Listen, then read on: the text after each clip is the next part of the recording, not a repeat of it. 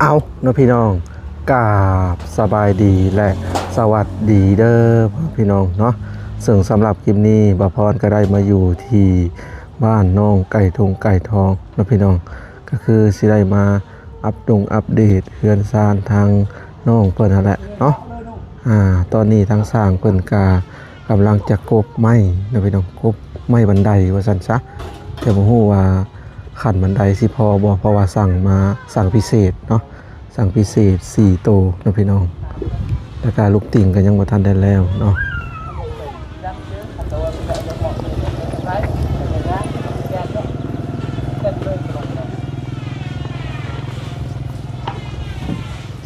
สบายดีสร้างสบายดี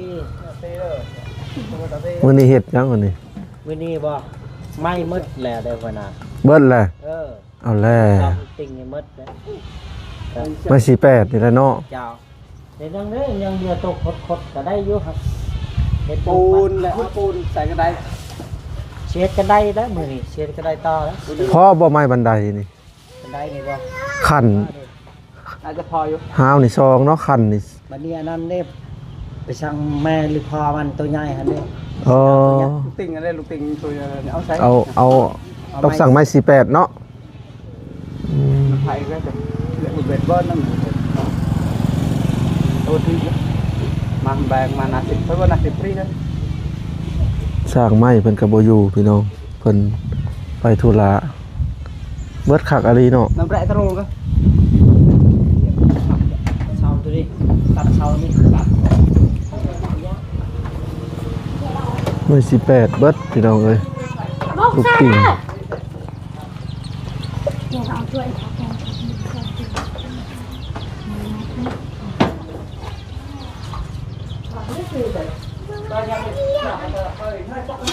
สังกะสีก็ยังแผ่นหนึ่ง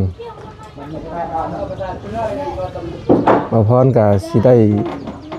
สั่งอีกบ่ฮู้ว่าเพิ่นสิพากมาให้อยู่บ่เนาะพี่น้องแผ่นนึง4เมตร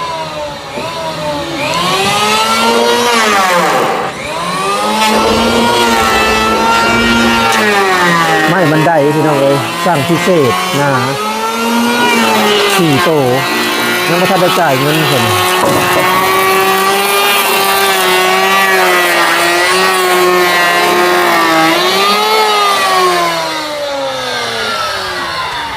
กบสบายพอไม่ตรงแหวนจิ๊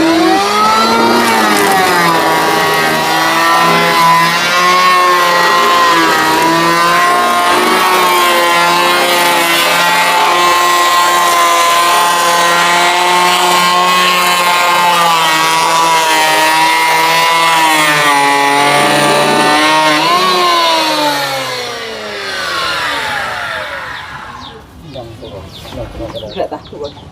แล้วบอกอีกมื้อหนึ่งจะเลยว่าเลยอาการนั้น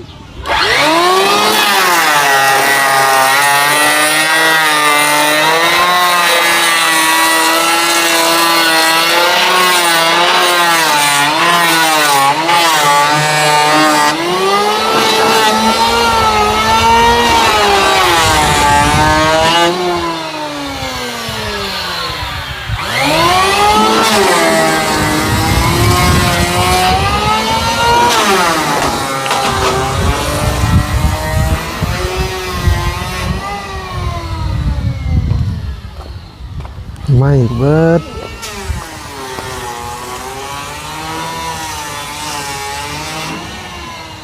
ส่วนที่2ของเพิ่นพี่น้องเอ้ย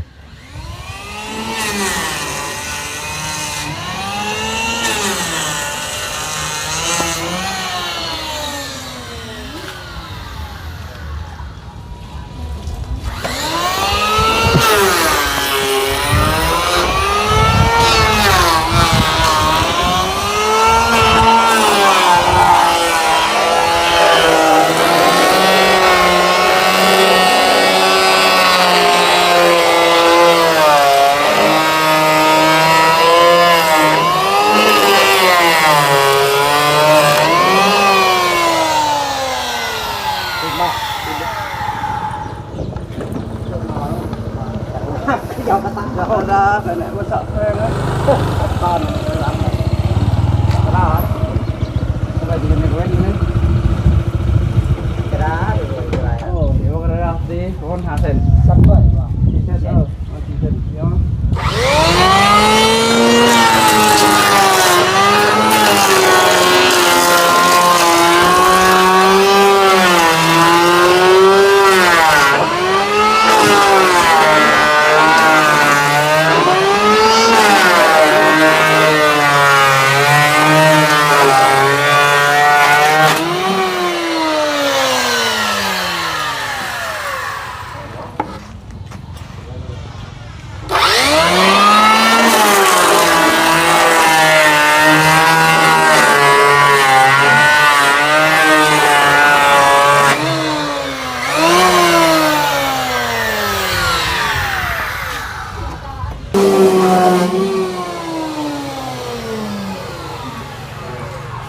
บ่พรก็จะได้สั่งไม้48มาอีกนะพี่น้อง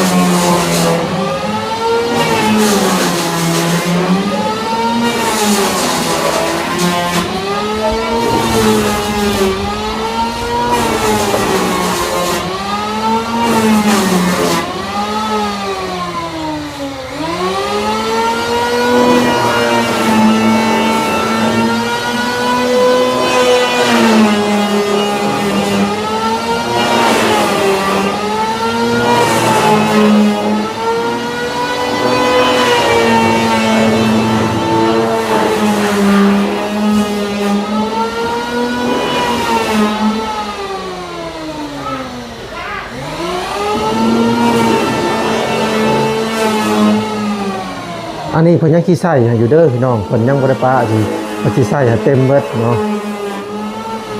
แต่ตัวนี้ก็สิใส่เต็มเบิดนะพี่น้องซึ่ง FC หลายๆคนก็ว่าโอ้เฮ็ด2ห้องแต่ไม่เฮ็ด3ห้องนี่คักแล้วเนาะก็สมมุติว่าเฮ็ดอีกห้องหนึงได้นะพี่น้องห้องนี้เอาไว้ให้น้องพรอยู่เนาะน้องผู้ชายนะถ้าสิเฮ็ดแบบนี้ก็ต้องตีแบบจากตัวนี้เนาะตีแบบจากตัวนี้มาแบบนี้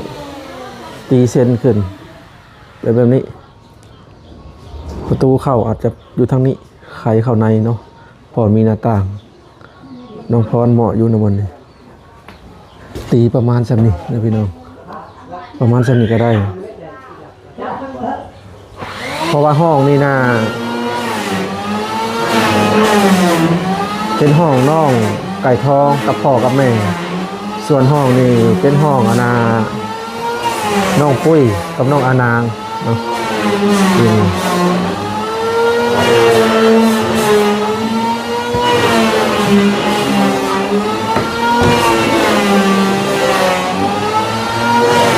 ถ้าว่าได้ขันห้องนี่เนาะน้องพรอยู่โอเค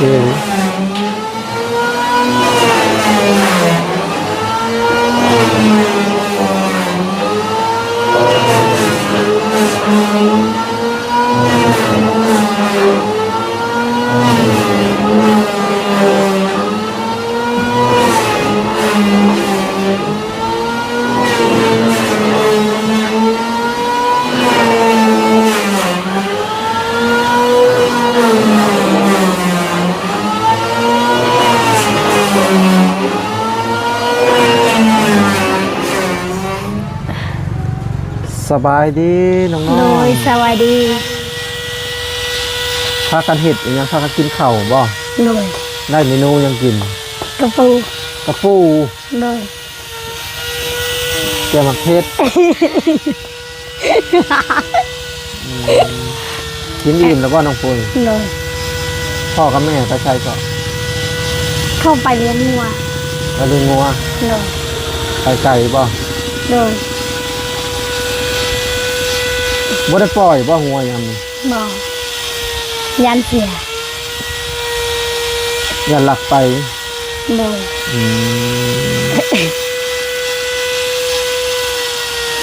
เพิ่นจะเลี้ยงไก่บ่ ใกล้มีแค่ทมนาน แต่ตรงหน้านี้ โดย ปล่อยยันงัวเสียเนาะ โดย น้องนาง แต่ละมื้อไปเรียนหนังสือบ่ได้โตยังแล้ว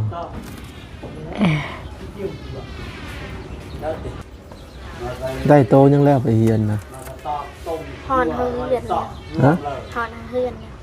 เพิ่นว่าหยังก่อนน้องปุ้ย ว่าเขียนฮอดฮอเฮือน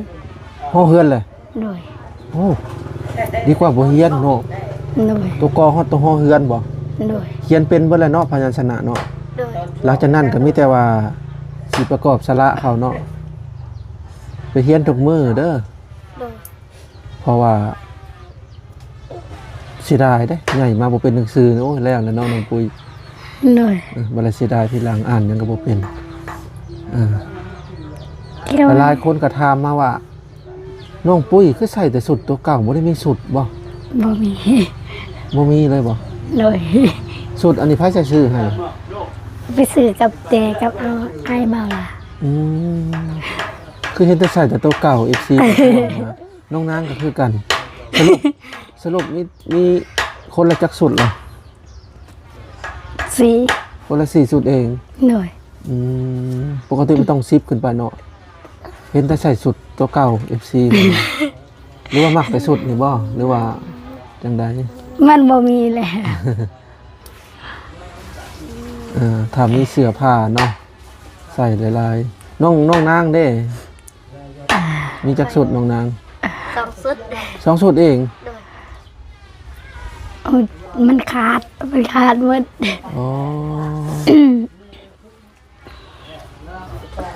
น้องไก่ทองกับมีจักสุดน้องไก่ทอง ประมาณ10 สุด น้องไก่ทองคือหลายแท้ โม สุดเด็กน้อยเลยเนาะ โดย น้องพรได้จากผู้ชายนะ ประมาณ3 สุด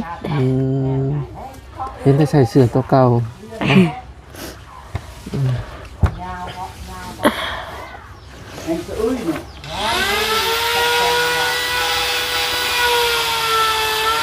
อันนี้ห้องพ่อกับแม่นอนเนาะ โดย แล้วก็น้องไก่ทอง โดย และน้องปุ้ยกับน้องนั้นนอนห้องนั้น โดย น้องพรได้จ้ะ นั่น น้องพรกับน้องกับแม่ โดย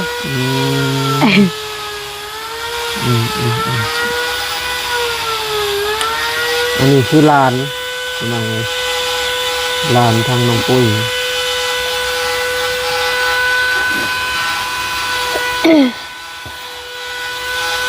มื้อนี้บ่ได้ไปหาเขียดบ่มื้อนี้ บ่ได้ไปพักผ่อน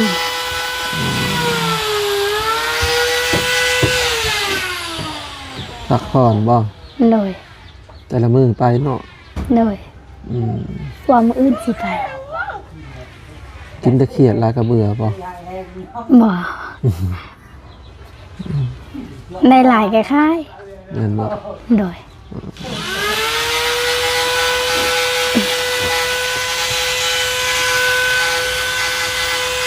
น้องพรได้ไปใช้มื้อนี้ ไปน้ำแม่นิด อันนั้นมื้อ โดย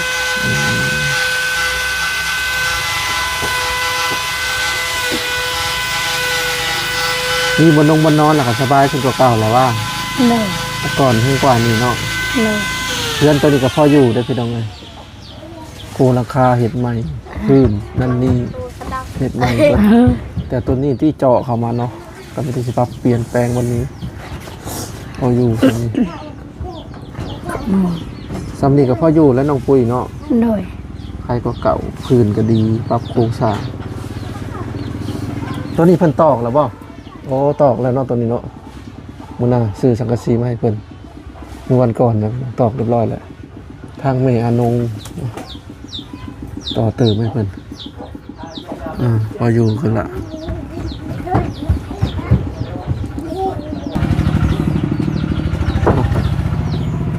แต่ละวันก็ไปเรียนหนังสือเนาะพี่น้องก็คือน้องนางน้องพรน้องไก่ทองไปเรียนหนังสือเนาะไปเรียนอยู่บ้านน้องดินดากัญญาคนแหละเนาะพี่น้องก็หลายคนอยู่ไปเรียนผู้ใดเก่งกว่าหมู่เรียนรุ่นเดียวกันน้องนาง แต่คันนี้นะ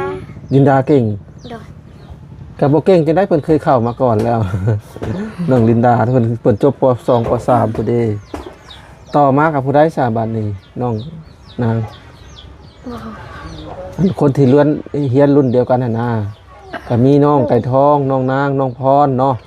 แล้วก็บิลลี่บ่แล้วก็น้องน้อยแล้วก็น้องกัญญาเขาว่าน้องน้อยอันบ่ค่อยเก่งแม่นบ่ โดย น้องน้อยปึ๊กกว่าหมู่บ่ หมู่เราจนว่าไปฮอดชาแล้วเนาะส่วนน้องน้อยยังบ่เป็นพี่น้อง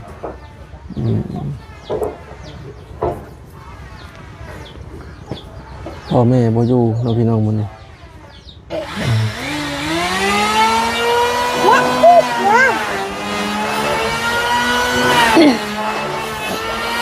ขึ้นมาแล้วเด้อ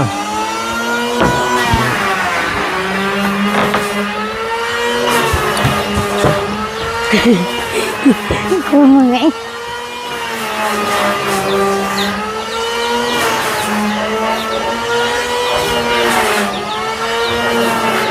เป็นยังคางเพิ่น มูหูอ่ะตกมันไหน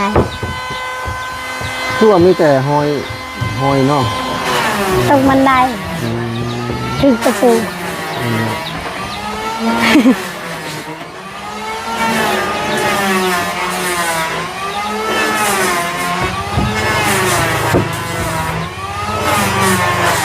กินอิ่มแล้วบ่เข้า กินเองเลยเฮ้อาหน้าละ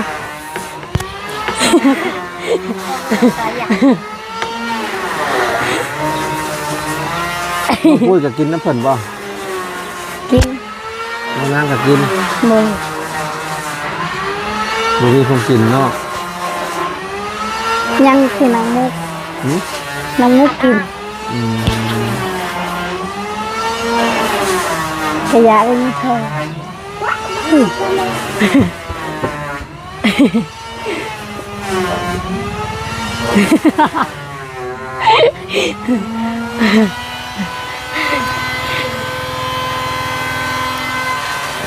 แต่ว่าน้องปุ้ยนี่ได้จองห้องนี่แล้วเนาะ เลย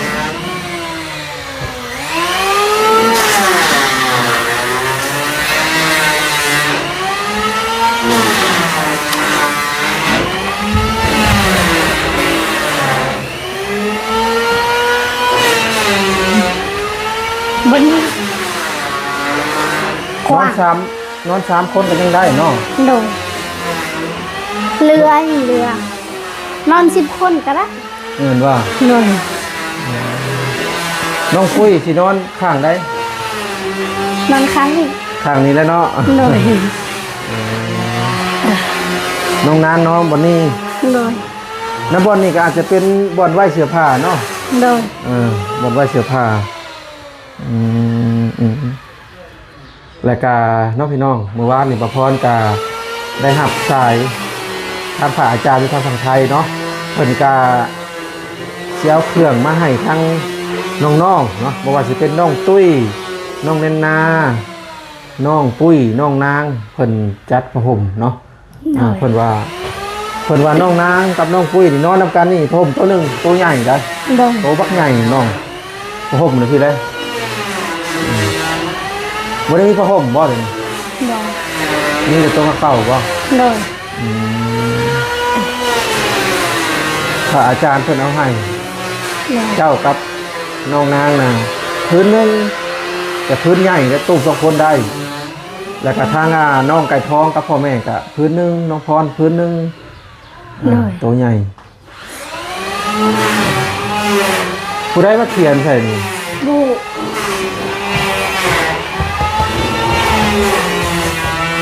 หันบอก ทำให้ราคาสีนี่งามอยู่ตรงนี้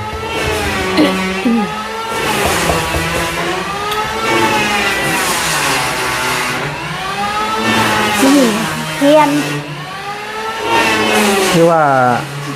เห็ดห้องซิดนี่คักเลยพี่น้องเห็ดประตูซิดนี่เนาะที่ผ่านมาไม่ได้เห็ดตรงกลางขอบคุณสำหรับ FC เนี่ยนำมาเนาะเพราะว่าเห็ดตรงกลางเขาเข้ามานี่มันจะตำห้องนอนเหรอเนาะ โดน สมมติว่ามีเตียงก็สิตำเตียงนะพี่น้องอันนี้ดีแล้วเอาเห็ดประตูว่าเข้านี่ซิดผ่านคักแล้วพอเขาเข้ามาก็จะต้องเจอบนนอนเลยต้องย่างอ้อมไปเนาะ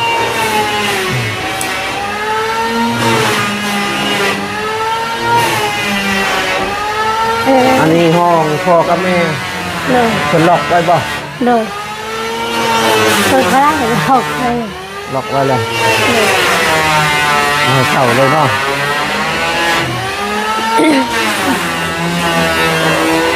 น้องพรสินอนใช่จ้ะน้องพร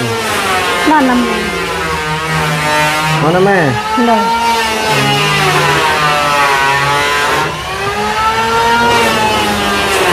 เป็นคือบ่นอนนี่เนาะเป็นหยัง บ่เราติดแม่ แม่นบ่ เลย